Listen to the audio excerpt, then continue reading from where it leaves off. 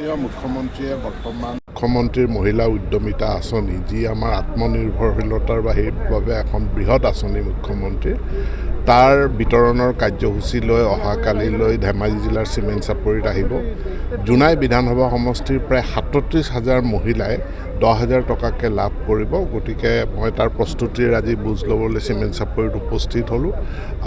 ৩৭,০০০ মহিলা তাৰ লগত উৎসুক, বাকী জনতাও নিশ্চিতভাৱে আহিব। এক বিশাল সমাৱেশত এই মহিলা উদ্যমিতাৰ ধনৰাশি কাইলৈ মাননীয় মুখ্যমন্ত্ৰীয়ে বিতৰণ কৰিব। জুবিন গাৰ্গৰ মৃত্যু তাক লৈ এছামে বিভিন্ন ধৰণৰ সামাজিক মাধ্যমত মানে অতি গৰ্হিত কথা যে ইয়াক লৈ পেলাই ৰাজনীতি কৰা হৈছে। ৰাজনীতি কৰাটো অনুচিত। চৰকাৰে যিখিনি কৰিব লাগে তদন্তৰ ব্যৱস্থা, খৰতকীয়া তদন্তৰ ব্যৱস্থা SIT গঠন কৰি পেলাই কৰিছে। আৰু এছাম মানুহে তেওঁলোকে ইয়াকে লৈ মানুহক উচতনি দি আনকি দোকান পোহাৰ জ্বলাই দিয়াৰ নিচিনা উচতনি দিছে এটা দলৰ ৰাজ্যিক সভাপতিগৰাকীয়ে।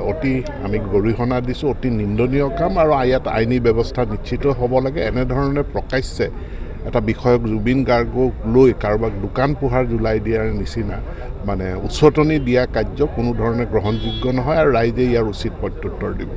যিকোনো খবৰৰ বাবে যোগাযোগ কৰক 7099017330 লগতে 7099017110 নম্বৰত।